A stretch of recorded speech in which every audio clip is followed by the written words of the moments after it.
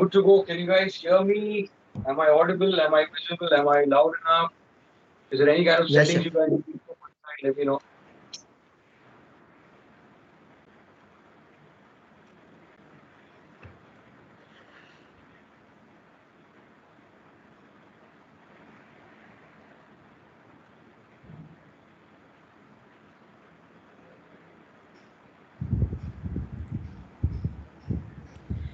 Good evening, all. Welcome to this evening's webinar, Plating a Culinary Art, moderated by our dear Assistant Professor, Chef Girish Sangpal, with Chef Jerson Fernandez. Participants, you all may put down your questions in the chat section for Chef Girish to address it at the end of the webinar. Over to you, Chef Girish. Good evening. Good evening to respected principals, Dr. Rukhsana Bilimoria and Mr. Hari Suvarna, faculty members, and my dear students. I would take this opportunity to welcome and introduce an eminent chef from our industry, Chef Jerson Fernandez. Welcome, Chef. Thank you. Chef Jerson Fernandez, Executive Chef of Novotel Mumbai, Juhu Beach. He exemplifies the time-tested passion for his culinary expertise. Following graduation, his journey began as a management trainee with Accord, that is Novotel Hyderabad and Novotel Hyderabad International Convention Center, India. With confidence and resilience, he then wholeheartedly embraces opportunities spanning the Piano Cruise, Taj Hotels, Accor, Berggruen Hotels, and Ritz-Carlton and Marriott Hotels. With his meticulous approach to pairing ingredients and technical precision, he strived to elevate the brand identity through an authentic dining experience that is also visually inspiring. The power of his intention is seen in the heart of his innovation of execution Goa's first vegan-friendly cocktail bar by Novotel Goa, Dona Selvia's Resort Hotel, in a manner that encouraged an embracing of a plant-based lifestyle. Chef Jason has recognized with several culinary awards for his talent.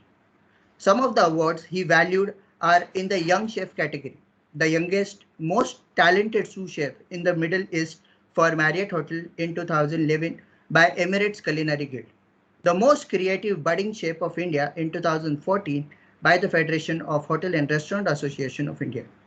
Chef Joseph's extensive experience, both locally and internationally, led him further discovering his creative freedom and thus earned him a Emerging Executive Chef of the Year Award 2018 by Food Bloggers and Critics Association of India. The Best Executive Chef of 2019 award by Federation of Hotel and Restaurant Association of India. Chef Jerson is a core member of Western Culinary Association of India, member of Young Chef Association of India, member of India Federation of Culinary Association, World Association of Chef Society, Culinary Forum of Goa, and brand ambassador of Chef Kitchens Institute, Kolhapur, India. Having more than 49,000 followers on social media, Chef Jason has been awarded the most active social media chef of 2018, that is Influencer Young Chef category, by the Times Group of Hotel in 2009. He has also featured on several national television networks, featured in newspaper of wide circulation with accentuate the lesser known aspects of culinary journey. Across several designations of kitchens, especially in the early beginning, from being a dishwasher to an executive chef within 12 years of professional development, appearing as a judge and a chef expert for a celebrity cook-off. His contribution to the culinary field are unwavering, thus securing him the honor of being a gold medal recipient, which was best owned by Chef Manjit Singh Gill, the president of Indian Federation of Culinary Association, and Chef T. Gogla, a president of World Chef Association in October 2018. This was followed by meriting a Star Chef of India award by an Indian Federation of Culinary Association in October 2019. Knowledge and skill sharing has always been a constructive experience for Chef Jerson, who volunteers to shape career pathway at several hospitality and culinary institute across India, and internationally at a Culinary Institute of America and Le Cordon Bleu through mentoring students. conducting workshops based on cultural professional learning and development. Outside of the service operations, the continually energizing Chef Gerson has secured the Guinness Book of Record certificate for the largest display of 493 bread varieties achieved by the Culinary Academy of India, Hyderabad 2020. With the strong desire to challenge himself professionally, Chef Gerson represented Novotel Goa Dona Selvia Resort Hotel at Accor Live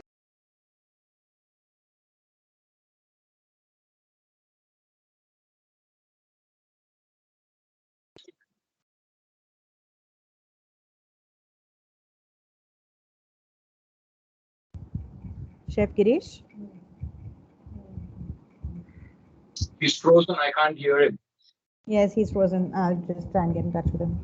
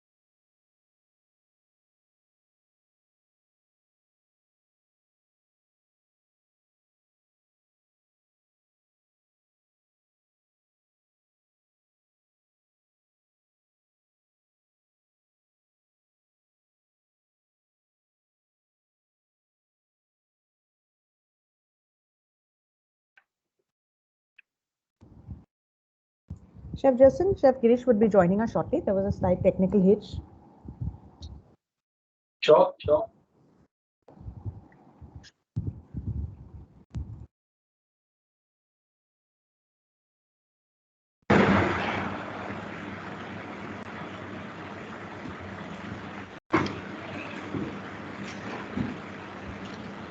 Extremely sorry, I've lost my connectivity.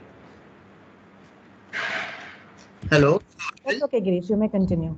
Chef, go on, go on. We can hear you now. Good to have you back. Thank you so much, Chef. There is so much more to talk about Chef Jersin.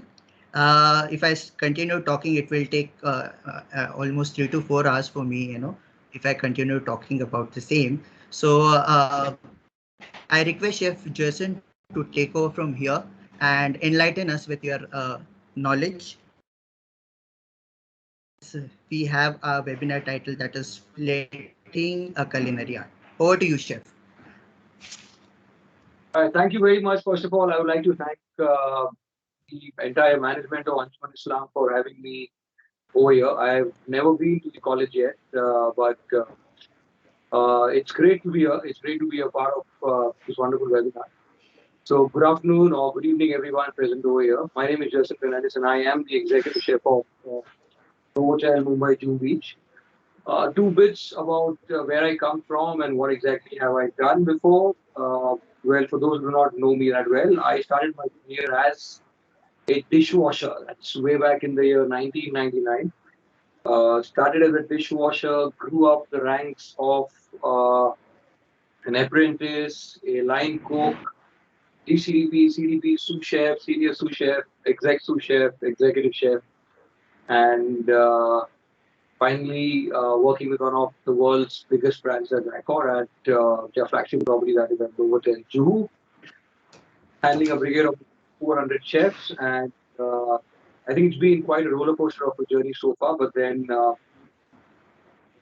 it's been a wonderful journey being a part of this industry. And what fascinates me the most is motivating, talking to youngsters like all of you, speaking to them about food and taking them through my journey, where there's a lot of learning for each one of you, and most important, talking about different styles of plating, because that's been my forte. And that's what I am extremely, extremely strong at. So what excites me more about food? I mean, if you notice all my achievements throughout my dishwasher to an executive have been taking category.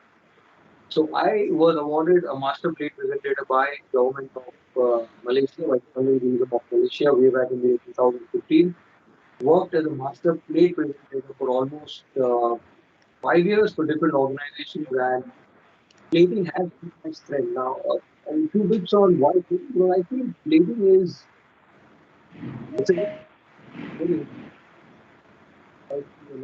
for me, it's the plate which is canvas. You have the paper or rather the painting board as a canvas. For me, the plate is a canvas, and I am the painter. So when I look at a plate, I do not think of it, but what I think of is colors and the plating down from a wooden platter to serving food on even probably a piece of stone or rather a granite piece. So what's more important is what exactly you need to know when you're plating up a plate or what exactly is needed to have a plate. So I have a PPT ready right in front of me. You can do it right now. It's great. Very unfortunate that I can't do a plate demo right now because the hotel I'm working for, I haven't got the right approval, so we cannot go ahead with a plating demonstration at such a short notice. But definitely the next time we do a section like this, I would like to show you all a few signature platings of mine, a few basic techniques of plating. To start off with, I think plating is not one of the most important elements of food, but I think plating is the most important elements of food. Why? Because in today's world, you eat with your eyes. When a food reaches a guest table, it's it's it's the aesthetic look of the plate which matters the most. What's on the plate? Food today has to be Instagrammable. Food today has to look wow. Only then it's considered to be a good plate. Flavor, texture follow secondary, but then the food has to look wow. And for the food to look wow, there are a few basic techniques you need to follow. There are a few basic things you need to keep in mind, you need to bear in mind. And I think this is a very basic plate presentation PPT I have made because every college I visit, I've been asked to spend few minutes on plate presentation. So I think this sums it up all, and you can go through it once. So let's start with the first slide. We talk about elements of plate. If you look at the first slide, you've got two different platings over there, which speaks about proteins over here. So basically, a good plate has a good proportion of protein. It's got vegetables, it's got starch, it's got garnishes, it's got color. So if you look at the first slide, you've got two beautiful pictures of my own platings over here, which says proteins tend to be of shades of brown, beige, and white. If you come to the second slide, it talks about supporting elements of vegetables, fruits, sauces, and garnishes. Chef, I would need you to change slides as I speak, okay? So be with me, don't lose track because if we lose track on the slides. Yes, chef. Yes, chef. And vegetables add color and provide a higher visual impact. So if you look over here, I have very smartly chosen the color of the plate. And now plating is again very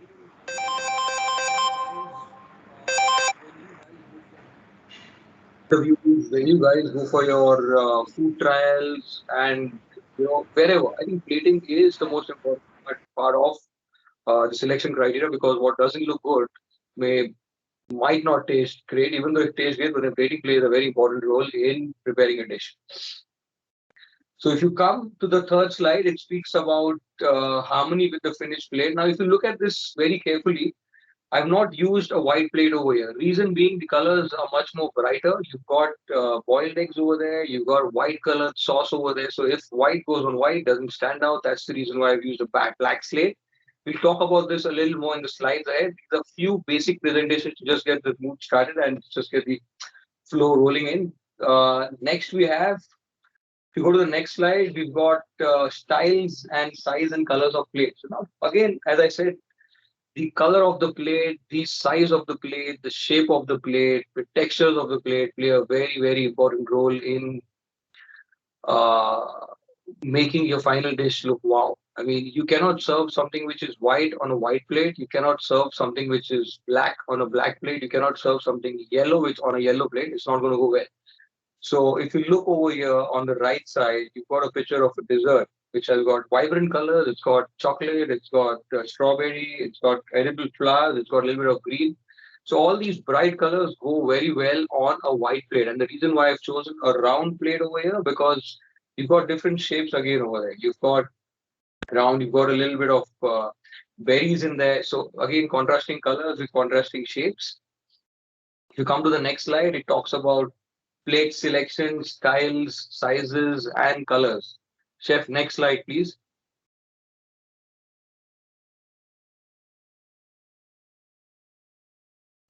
Okay, if you read, black plate provide a contrast and effective bright colored food, that are rightly said. Earth tones of brown, tan, resemble the natural colors food found in moss, tree, and rocks. Can be used when paired with the right food colors. Next slide, please.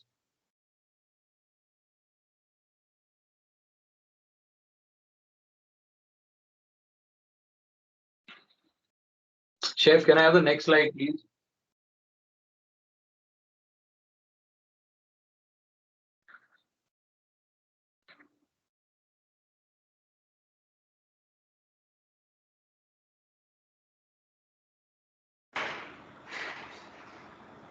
Yes, chef.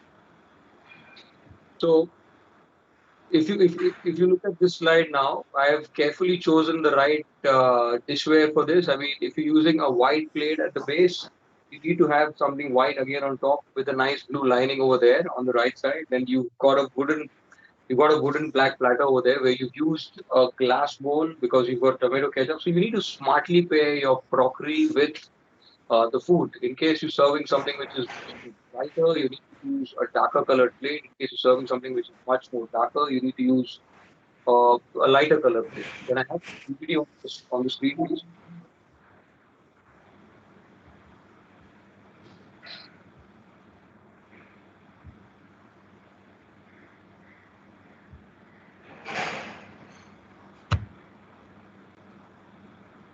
Sorry, chef, there is some network issue from my side. So No problem. We have the next slide.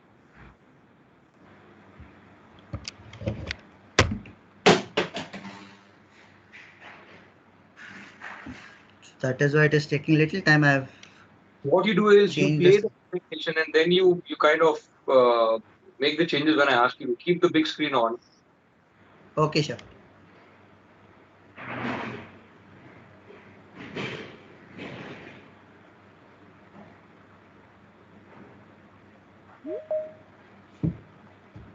Perfect. Thank you.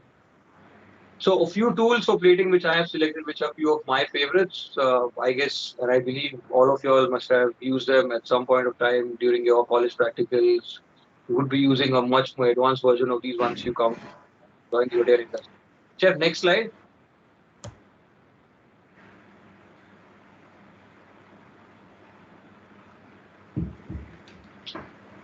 So these are few arrows rather signifying the kind of the direction in which the sausage should be piped.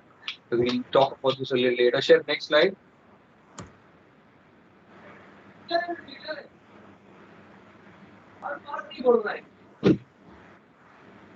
As seen in the earlier slide, you've got vertical and horizontal lines of how food needs to be plated. Over here, the plates have been smartly chosen so that it goes well with the size and with the shape of the food. So you've got a sushi platter in the center where we used an oval mirror over here. We've used a granite slate on the right hand side where we've got fish cutlets which are round in shape. So again, contrasting shapes with contrasting sizes of the plates. We've got lovely mango cubes on the left hand side, and we used a granite slate over here. So nowhere I've made use of a white plate because the colors are very contrasting and it's very sharp and it's quite flamboyant. So when you have such bright colors, avoid using a white plate. Plating tips next slide, chef.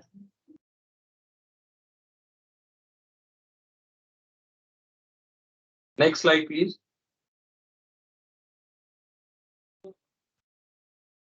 Next.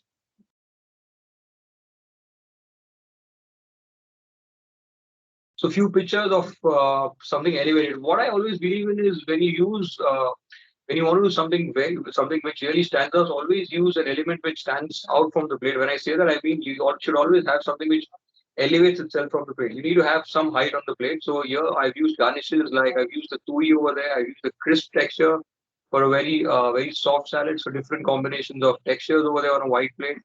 So I've used a stack plating over here. When I say a stack plating is I've stacked 3 lamp racks, one on top of the other to give it a good height. So most of my platings, if you see, at a height from the plate. And that is what makes them stand out from the other plates. You always need to have a height element. It can either be a garnish, it can either be a slice of bread, or it can be a stack kind of plating like it's seen over here. Chef, next slide.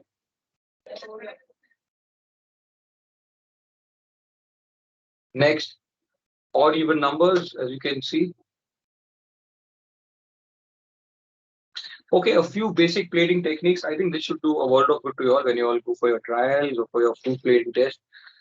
I call this the comb drag method. All you need for this is you need a comb. All you need to do is you need to place the sauce on the plate, and using the comb, you need to pull the sauce in a desired direction. So what you do is you take a dollop of sauce on the plate, take your comb, with your comb, just drag the sauce in the direction you want, and that's what you get on the right side. The picture you see on the right side is exactly what you get when you follow this technique. So it's called the comb drag technique.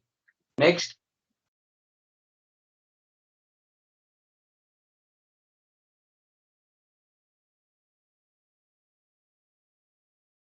Now that's the brush pull technique. What you do is you place the sauce on the plate, and using the brush, you pull the paint. You paint the sauce in the desired direction. So there you are using the comb. This is for a much finer finish on the plate. So you get different sizes and different types of food brushes. Buy one of them. Try this. Practice this on a white plate. And all these techniques actually look good on a white plate because you can use different kinds of sauces. Most of the sauces are bright in color, which would obviously stand out on a white plate. That's the reason why I've used white plates over here.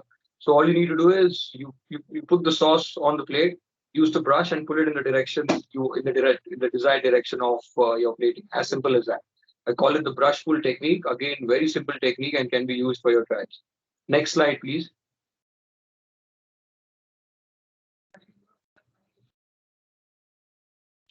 Now this is the squeeze dot technique. Again, you've got smeared accents and you've got accent dots. Or when I say dots, all you need to do is you need to put the sauce in a squeezy bottle and then you need to press it. I mean, use pressure as desired. If you want bigger dots, press the squeezy bottle a little more harder. You'll get bigger dots. If you want smaller dots, press it a little more softer and you'll get smaller dots. And then wherever you want to make your dots, use a squeezy bottle. Do not use a piping bag for this because a piping bag is not very flexible, as flexible as a squeezy bottle. You can, maneuver the pressure on a squeezy bottle much more finer than a piping bag. A piping bag may tear while doing this. You might spoil your plating when you have limited time to finish your plating. So always use a squeezy bottle, which is much more easier to handle and which is much more user friendly as well.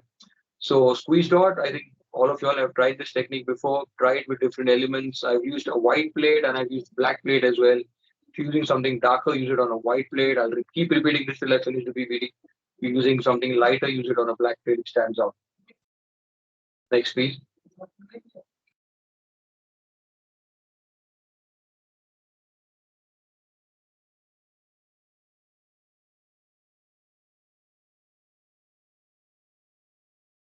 Turntable whirlpool. This is one of my favorite plating techniques because it's not easy. You need to master this. But once you master it, once you practice this enough, I think there is no other technique which is as appealing to the eyes than this. All you need to do is you need to have a squeezy bottle, your sauce filled in the squeezy bottle.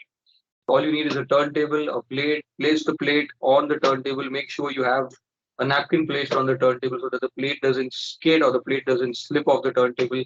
Use a squeezy bottle. You can either start from the edge of the plate or you can start from the center of the plate. All you need to do is give the plate a nice push so that it rotates on the turntable, and then without moving the squeezy bottle, keep applying pressure on the squeezy bottle, and then what you see is a nice whirlpool on the plate, and that's exactly what a turntable. I would love to do all of these live and show it to you all, or maybe once the restrictions of the lockdown are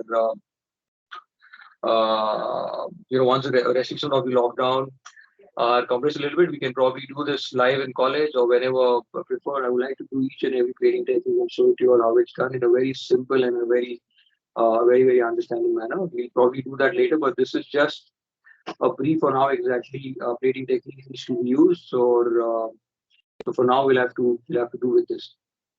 Next slide, please.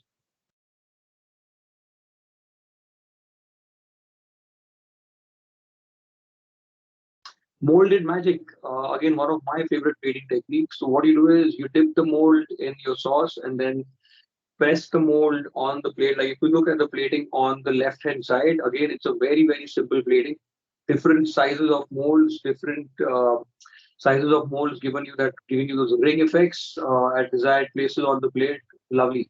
You can also use your mold to make different kinds of garnishes like the tuis and like your julipans and different kinds of molds. It gives you a nice ring shaped garnish, or it gives you a nice ring shape which elevates the plate, makes the plating look much more attractive. So simple, very simple. Dip the mold in sauce and then place it over the plate to get an impression of the rim on the plate. As simple as that. Deconstructed plating. Not a big fan of this, and I do not encourage you all to do anything deconstructed right now. Keep it very simple, but that's how a deconstructed plate looks like. If you do not know how to do a deconstructed platter, do not attempt it. Something which you shouldn't be attempting at this time of your career. Once you master a particular dish, then you can break it down, you can assemble it, reassemble it, construct it, deconstruct it, and this is for a later stage. But that's how a deconstructed plate looks like. So use the black platter over there.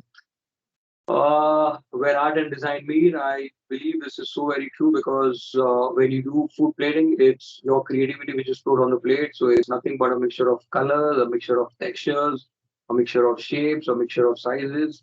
You can go through this PPT. I'm going to leave this PPT with chefs. So you can share really, so you can have it. You can go through them. I'm going to ask him to share it with you all whenever you all feel like. So go through it. It's for you all. I mean, this is knowledge to be shared. Learn from it. Make the best use out of it, and go through it in detail later. I'm not going to go through each and every sentence right now. You can go through it later. Yeah.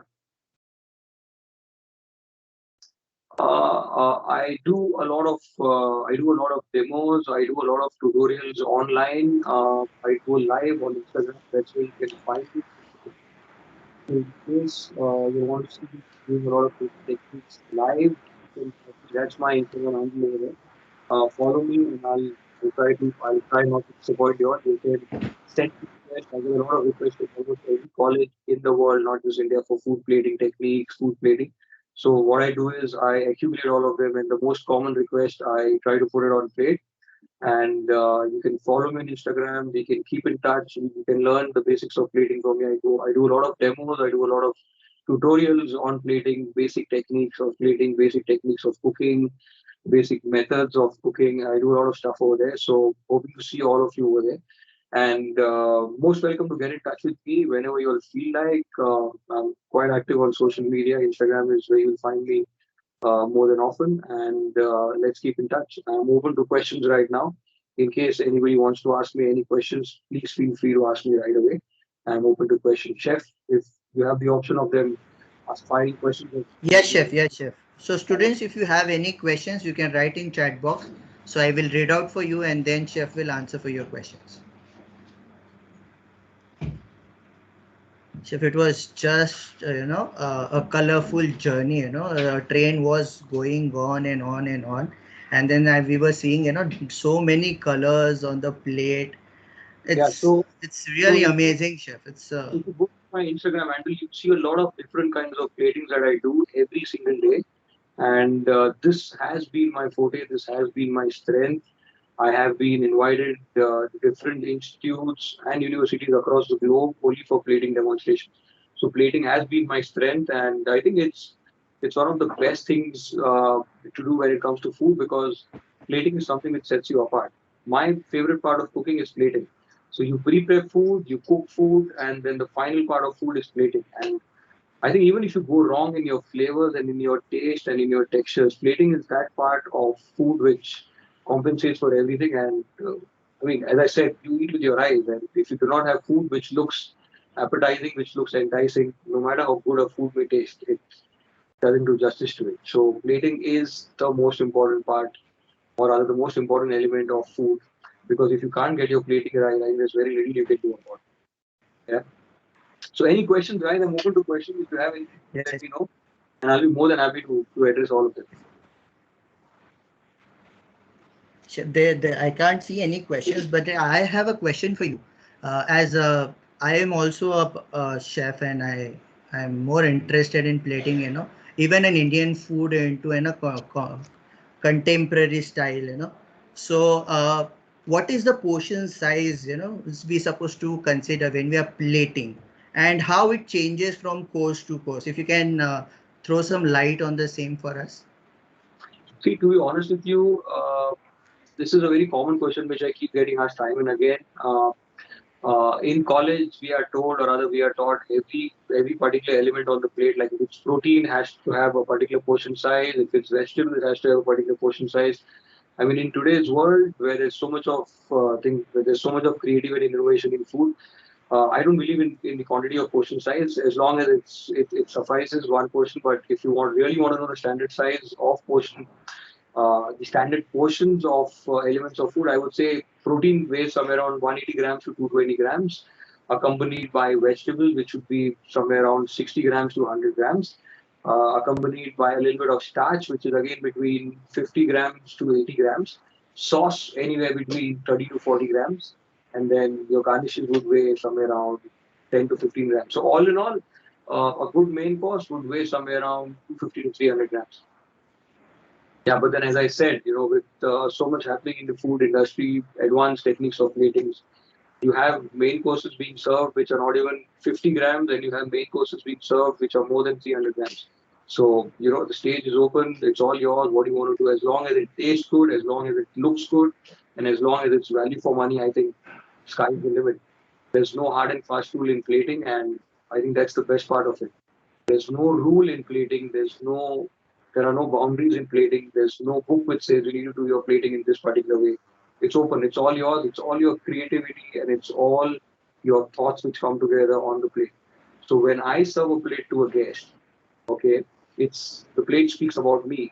It tells me about the person who's cooked the food. It tells the guest, the person who has cooked the food. It tells the guest where the chef is coming from. So every single plate of mine gives you an idea of who I am and where I'm coming from. So when I plate a dish, I have a story to every dish that I plate. Every dish of mine tells you something about me. It gives you a little story about me. That's what plating is all about. It's not just dumping food on the plate or other placing food in a certain way. It's not that. Very true. Every plate needs to have a story. Every plate needs to tell you about the person making it, about the person where he comes from, what he does, how long has it been for him in the industry. So every plate speaks. Let the plate do the talking. You don't do the talking. Just sip up and let the plate do the talking. Chef, we have some questions from students coming in the chat box. So I will just read out for you and you just answer them. So the first question has come from Abbas. Sir, how do we choose plate, a shape of a plate, for example, when to use round plate or an rectangular plate? See, it's very simple.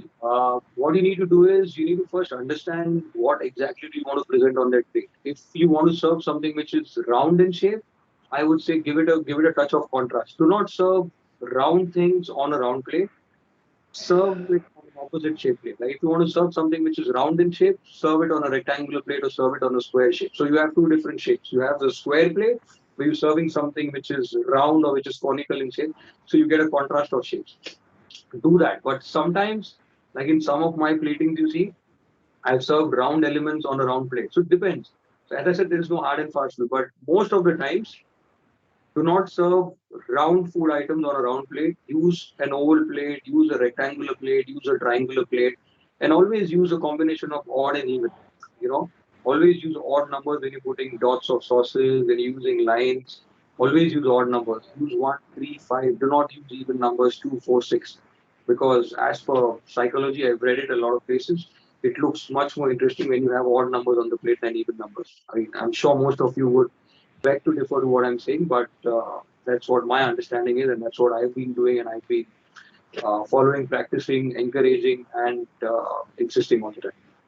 Odd over even, and different sizes and shapes of plates depending on the food. So if you're using something which is round, use a square plate. If you're having something which is square to be plated, use a round plate. I hope that answers your question, my friend. Yes, chef. Yes, chef. There's a question. I'm thankful to Principal Ma'am, Girish sir, and other faculty members for organizing this webinar. I'm grateful to distinguished guest Chef Johnson for sharing his experience. This webinar is very informative, knowledgeable, and learning. In my opinion, during the pandemic, the hospitality industry is affected badly and has not opened 100% for guests for next 2 years. In this view, what is the scope of making career in food production in cookery? I'm sorry, this is not with the title what we are doing today, but then No, we I think students, our students has little curiosity, they have no, joined last year, so I've they're been getting a asking. lot of calls. I've been getting a lot of messages on a similar question. And I think it's a very legitimate question, notwithstanding the fact that we stuck in a phase right now where everything is in a dilemma right now. We do not know what the future holds for us or what's in store for us in the future. But very nice question, and I would like to answer this question with a lot of my views and thoughts mixed in it. Well, see, the food industry is an industry which would never come to rest. The industry never sleeps, and food is nothing but one of the necessities of all of us. So this is hospitality industry is an industry which would never come to rest. You would need hotels in case you're traveling. You would need hotels in case you want to stay. You would need hotels in case you want to eat. So hotels are not just about the hospitality industry is not just about staying in hotels or rather going there on a leisure base. It's more about food. It's more about experiences. So this is an industry which is never going to come to a rest, and this industry is never going to stop. So we have paused ourselves for a moment or rather for a couple of months, but I think once we are back on track, we would rise, and once we rise, we would not just rise, we would rise and shine. And these are testing times, and as they say, if you don't fall, you cannot rise. So this is a time where we're actually falling, and very soon we would rise. And when we rise, as I said, we would rise and we would shine bright. So I believe this is a testing time for all of us, and it all depends on how we look at it and how we adapt to the situations. But days are certainly beckoning us ahead in the future, and definitely there are going to be better days. So, do not worry about what the future holds for for each one of us. Definitely, it's going to be a great career for all of you all in the hospitality industry. So do not worry about all these things. These things are going to happen. Testing times will come and go. But what you need to do is you need to keep focused. You need to not lose your passion and keep the momentum going. So those who are a little worried, who are a little jittery about their careers and about what's going to happen in the future, worry not. Everything is going to be back on track. And everything goes well, we might end up working with each other as well. So be hopeful, be thankful, and be grateful. We're still living and we're still having a session today. As simple as that. So don't worry about anything. Everything's going to be fine very soon. It's just a matter of time. It's just a testing phase, and nothing's going to be affected by this. We're going to be fine. We're going to be back on track soon. Thank you very much. Just be hopeful. That's it.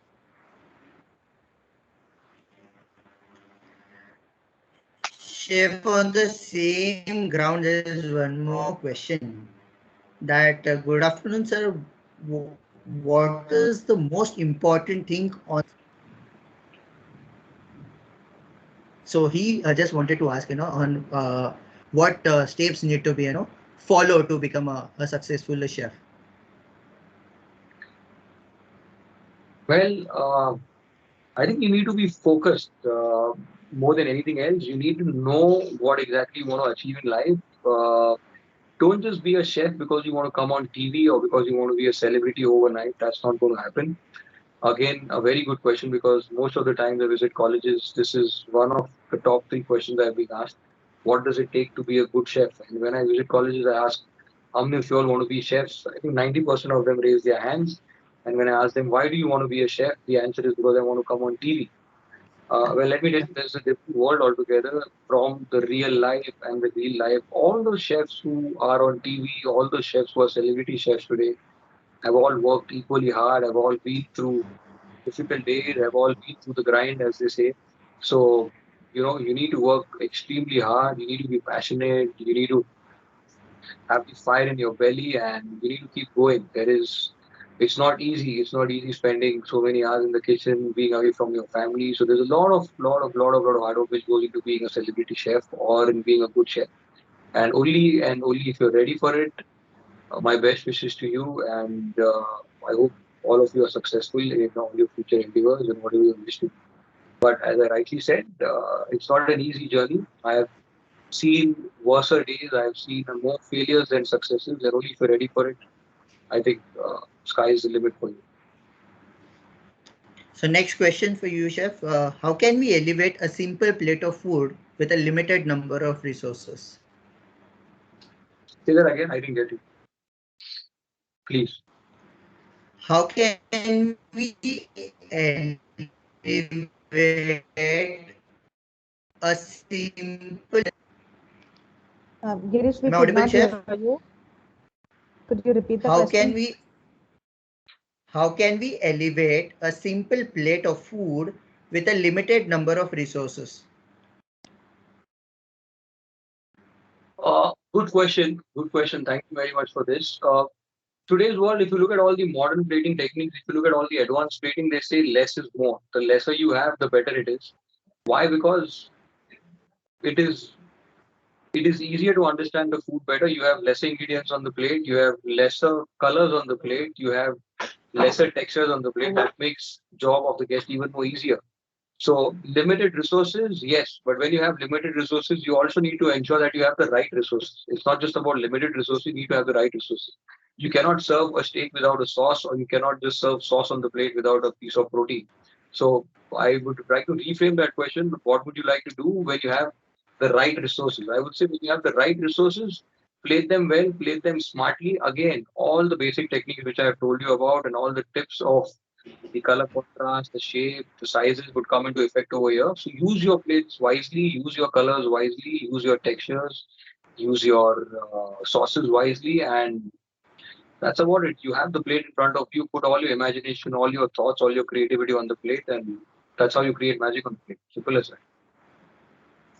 So next is Drisha. Drisha is saying, sir, so mesmerizing to see all of your Instagram photos and also the PPT. Really excited to see you.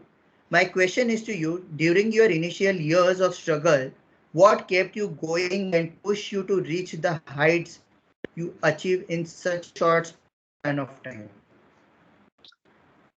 Well, to be very honest with you all, I had a different start compared to most of my colleagues and myself. For me, it was not just being a good chef. For me, it was more of a struggle to survive.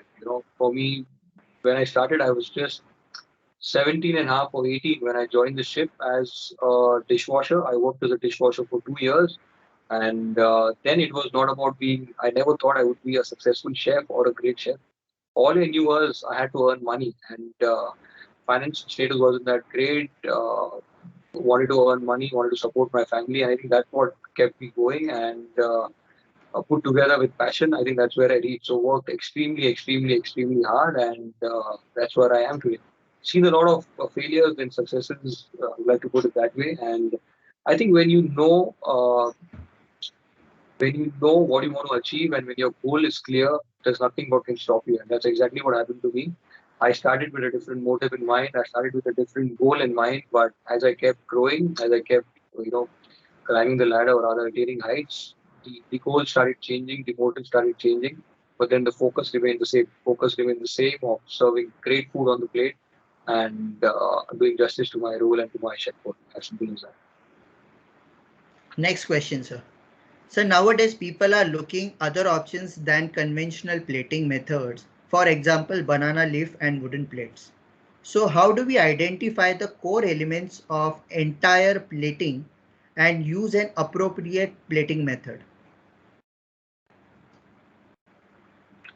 See, I think this is what I just said a few minutes back. It all depends on what kind of food do you want to plate. If you want to give it a traditional touch, use banana leaves. Use your local ingredients, use your local platters. You can use banana leaf, you can use dry leaves stitched together. So everything depends on what you want to present on the plate. As I keep saying, it's all your thoughts, it's yourself on the plate. Your story, your creativity, your innovation on the plate. And whatever you feel is right, there's nothing right or there's nothing wrong on the plate. It's all about what you want to present on the plate and how you want to make how you want to make it look. As simple as that. As I said, this is a topic which I'll continue speaking about it day in and day out, and there's not going to be any end to it because there are no rules in plating. There's no right and there's no wrong thing. Whatever pleases you, do it. Whatever looks good, do it. But only thing is the basics don't change. You need to have starch, you need to have proteins, you need to have vegetables, you need to have a sauce, and you need everything to be aligned in the right way so that it looks good. So chef, next question is, it's a pleasure to see you and your beautiful plating, chef. What is the one thing that one should never do or avoid while plating? What I never do, I never touch the plate. I touch the plate as little as I can. Avoid fingerprints on the plate because that's what messes up the entire plating. And try to keep the plating as minimal as I can. Do not try to put in a lot of things. Try to keep it as simple. As I said, less is more. So the lesser the food on the plate, the better it looks and the less complicated it looks. Second thing, keep it as clean as possible. Do not touch the plate unless required. So minimal handling of the plate is what I would recommend. Thank you, chef. Next question is, sir, when planning the overall design of a plate, which of the things should be considered most during plating? I think again, it's what exactly you want to present. So the color of the food, I mean, whether it matches the color of the plate, the size of the plate, then the shape of the plate, and most importantly, whether you have a bright color contrast of the plate.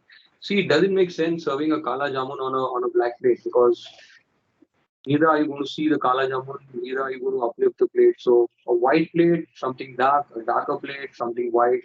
Basics, basics, basics. These are basic rules which you cannot go wrong and which you cannot experiment with. Yeah. Thank you, chef. Arham has asked question. Good evening, chef. Really fascinated looking at your dexterity. I want to know what is your thinking process before dish is plated, whether to use comb, brush, or different types of garnish, etc.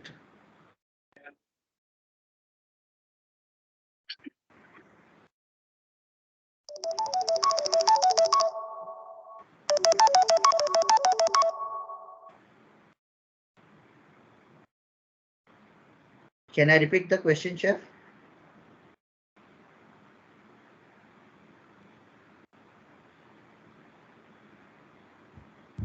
He had to take a call. He'll be joining us I shortly. think so, yes. Hold on. Yes. On behalf of chef, what I will answer your question. So it's just a story, as the chef has mentioned before also. When you're plating anything, you create a story in your mind, in your brain, that my plate need to look like this. So and then according to that you select the colors, and with colors you select vegetables. Okay, it is not only the colors, it is consistency and textures also, which plays a very important role when you're plating. So when you are plating one plate, okay, so that should have all the texture. Okay, a texture of crumbly, should be soggy, saucy, can be a little smooth texture, or can be a meat cut texture. There, like you have many rare. Yeah, yes, chef is back. Chef is back.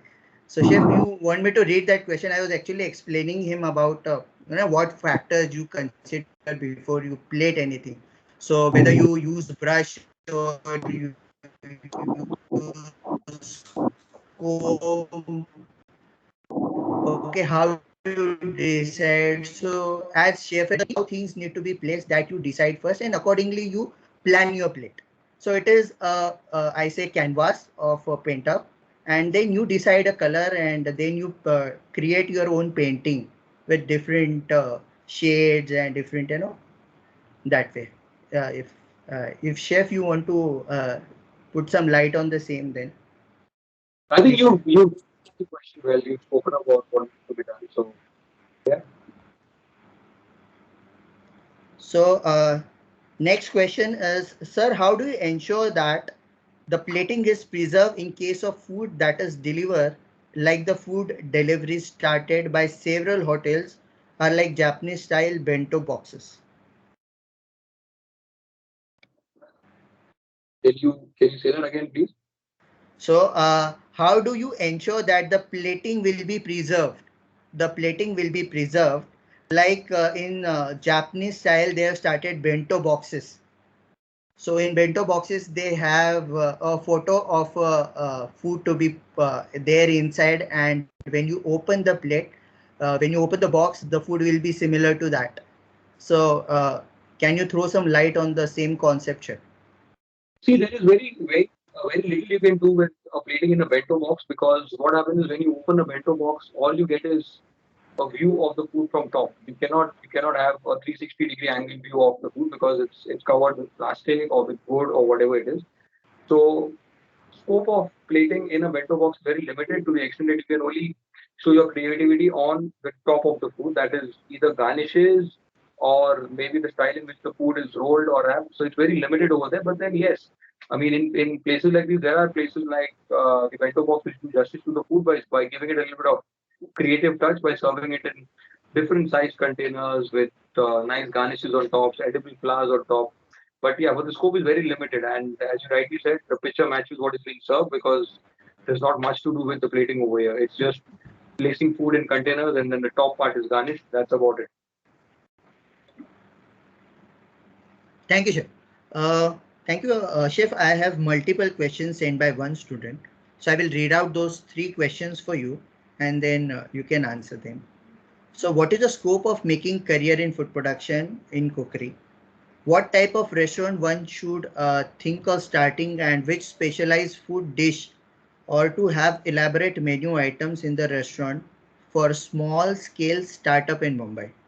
If you advise to have a specialized food items, then suggest the same to get better market, and how one can go about it. So the three question is, if you want to become a chef and you want to starting something of your own, okay, in which specialization he should go, and if he wants to start something of his own, so how to create a market for the same. See, specialization is purely choice based. Depends on individual to individual. I always wanted to be uh, a cold kitchen chef. So I started my career in the Guard Major. From the Guard Major, I specialized into the continental section, then the Indian section. So I've been places. I've traveled more than 16 countries now, mastered around 14 cuisines. So it depends. Sometimes you get an opportunity to learn different cuisines, grab it with both hands. Do not be very hell-bent or do not be stubborn or insistent about learning one cuisine. Sometimes what happens for the best. Never got an opportunity to work in the Asian kitchen, so that's one department where I would like to specialize. So as I said, there's no particular area of specialization which is good or which is bad. It all depends on you. You're good in Asian food. You like Asian food. Specialize in Asian food. You like to be more creative. Bakery pastry is the place to be. You like to be in the cold kitchen. That suits you. Be in the cold kitchen. You like hot food. You like Indian food, spicy food. You like to play with spices. Indian food is the place to be. You do not like spicy food, you do not like to play with spices, you do not like to mix and match flavors, you want to keep it on the lighter side, go to school, go to the French side of cooking, where spices are very, very minimal, but flavors are exotic. So it depends from person to person. There's no particular answer to this question as such. It's choice based for sure. Coming to want to open a restaurant of your own. Again, as I said, when you open a restaurant, there are three things you need to keep in mind in today's world. So this is from my consultancy experience. Number one, you always need to look at the clientele you're catering to. What kind of clientele you're going to be catering to. If you're opening a restaurant close to a school or a college, make sure your food is quick to serve because not everyone gets the liberty to sit for hours together. You have a break for 20 minutes, 30 minutes. Everything should be finger food served quickly. You're opening a restaurant in a place which is dominated by expats. Make sure you have European food being on your menu. You open a place which is close to a mall, make sure you have a multi-cuisine menu. So a lot of factors you need to consider when you open a restaurant. A lot of things you need to keep in mind, like the overhead cost, like the specialization of the chef who's going to be running the place, the decor, the ambience, the licenses. So it's quite a diverse topic to speak about right now, and entrepreneurship would come into effect right now. Yeah. And that you have 2 more years, and we will teach you everything about the same. If you want to start up anything or you want to become an entrepreneur, So we are there to help you with the same. Don't worry about it. Okay, chef. Chef, one more question. Shadan has asked is, it is recommended to use no more than how many colors when plating? Sorry, say that again.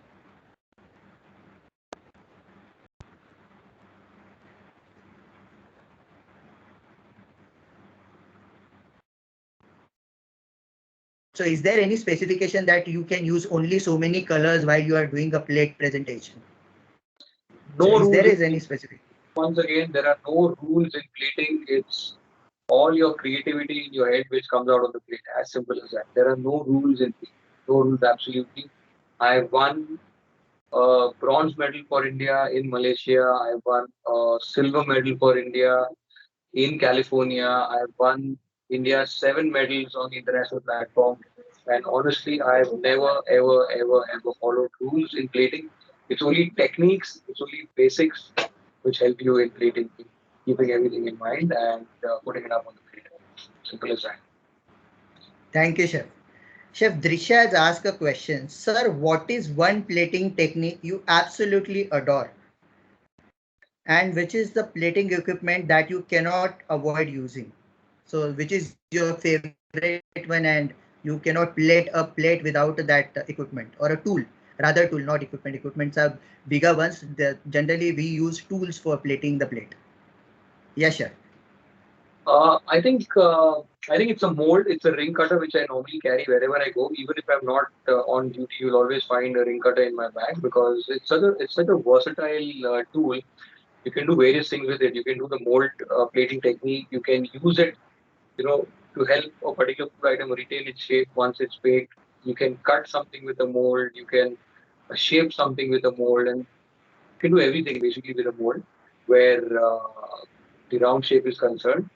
And I think it's a very versatile tool, and I can't do without it. Apart from that, you'll always find these equipments or the small little tools in my bag, irrespective of whether I'm on shift or I'm not on shift. And I love to be well equipped at most of the times. You'll always see a brush also with me. I believe uh, chefs are no more considered as chefs. They are considered as culinary artists or culinary magicians, as you call them. And you know, it's been wonderful to see chefs coming out of the restaurants, coming out of the kitchens, meeting guests, talking to them. It's a wonderful experience. When I was training way back in the late 90s, the days were totally different. We were not even allowed to go out into the restaurant. It was just working in the kitchen. But now times are changing, and I'm so glad and I'm so happy that chefs can go out, they can put themselves on the plate, they can express their emotions, they can express themselves on the plate. I think what better than that? Yeah. Thank you, chef. Chef Kasturi has asked question. Sir, do you use molecular gastronomy techniques for plating? If yes, then how do you go about it? I am not a big fan of molecular food. Not that I am not aware of molecular cuisine. I have not tried it before. I have tried it, but I wouldn't say there's no market for molecular food in India. But if you are not good at it, and if you are not confident about something, do not attempt it. Do not try to put all your eggs in the same basket. Keep them for a special occasion, and I wouldn't. What I would say is have your basics in place first. Molecular gastronomy, molecular cooking is all next level cooking. First, get your basics right, learn to make a proper consomme, and then we can try to molecule the consomme and see what else we can do with the consomme. Yeah. That's it from the chat section. Students, if you have more questions, we are waiting for 2 more minutes. You can drop your questions. A big thank you from Kasturi to chef. Thank you very much, Kasturi.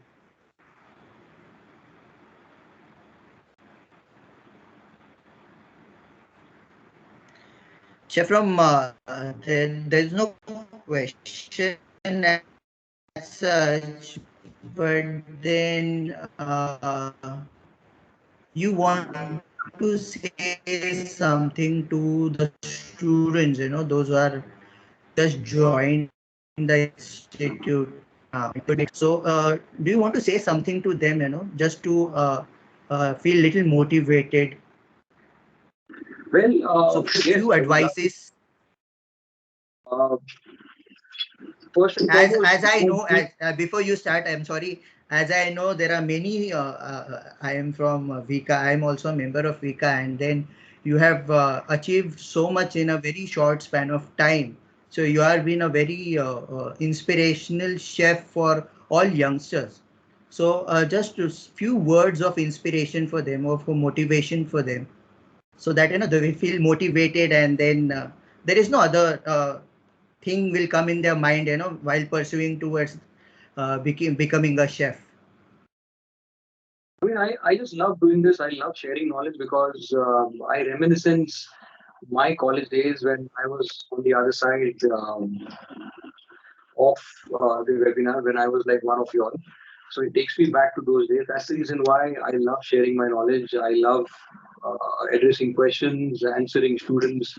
It takes me back to my beautiful days when I was a student at IHM Hyderabad. And I feel when I share knowledge and when I share a lot of stuff, I also gain knowledge because it's a two-way learning process. When you share, you also receive knowledge in return, and that's what has been happening. And I've been learning, and I've been keeping myself updated when I share knowledge with students. So I love doing that. Number one. Two which to students who have just entered the industry or who have just entered the field of hospitality. It's a very diverse industry. It's an industry which never sleeps, which never stops. Might pause, but would never stop. And it's a glamorous industry for some, but once you join the industry, you'll be given a reality check of that. It's a wonderful industry to be in, and I'm extremely honored, delighted, proud, and ecstatic to be a part of this wonderful industry. So, as I said, these are testing times. These are times which would get the best out of us. So just be patient, just be a little hopeful, just be a little thankful and grateful that we still have our jobs for those who are working. We still have the college on, and the sharing and the learning process will never stop. So just wait till the right time comes, and any opportunities you get, please grab it with both hands because, as I say, opportunity doesn't knock on the door twice. Um, keep your hunger for learning alive, keep the fire in the belly alive, and learn as much as you can, grow as much as you can. Do not give up. Be extremely passionate. Most importantly, have patience. Because if you do not have patience, you will get impatient. You will get nervous, you will start panicking. I think you need to have a lot of patience if you want to be a good chef, but most importantly, you need to be a good human being before you be a good chef. A lot of people ask me how did I manage to be a chef, executive chef in 12 years from a dishwasher. I think most important three things: you need to be passionate, you need to be patient, and you need to be persistent. So the three P's which I follow: patience, persistence, and passionate. Uh, keep learning, keep growing. There is no right and there is no wrong. Every bit of knowledge you get from everyone is important, and be ready to fail more than you succeed because, as I say, if you don't fall you cannot rise, and if you don't fail you cannot succeed. So be ready to make mistakes, and I think that's about it. I think I've said a lot more than what I was supposed to say, but then I say once again, all those who need to get in touch with me, you can get in touch with me on Instagram. I'm available on Facebook, WhatsApp. I'm not on Twitter. I'm not on the other, except for Instagram and Facebook and WhatsApp. Get in touch with me. You need anything from me, I'm available 24/7. Call me, text me, anything you need, absolutely anything. Ready to help any moment of the day or night. And yeah, that's it. Wishing all of you a wonderful career ahead. Wishing all of you great moments ahead. Do well, keep smiling, take very good care of yourselves, and hope to work with you all soon. May our paths cross soon, and wishing you a great life ahead. Cheers. Thank you, chef. Thank you. One last question from my side. Which is your favorite cuisine when you are do some innovations in your plating? Which cuisine you prefer the most while plating? Very tough question for me because I love all cuisines, and there is no such cuisine which I think is my favorite or cuisine which I hate the most. But then I have specialized in transatlantic fusion food, which is food from countries surrounding the Atlantic Ocean. In a layman's language, European food. So for me, it's European food for sure. But then I love, obviously being an Indian cuisine comes to me naturally. So I love Indian. cuisine, but my specialty is in transatlantic fusion. I do a lot of fusion food as well. I do a lot of contemporary food as well. I do a lot of advanced plating as well. I do a lot of modern plating as well. So yeah, I mean, we do a lot of plating demos in the future for sure. We do a few signature plating styles of mine. I'll show them to you live how it's done. Uh, let's hope and pray that the restrictions are relaxed soon and things come back to normal soon, so that we can go live soon and you can see me doing the demos in your college or wherever time permits or wherever this is. Surely, chef. Surely, chef. That's it from the chat sections. I think we don't have any more questions. Only thank you messages from all the students. I know, chef, you are very busy. So, Kenas, ma'am.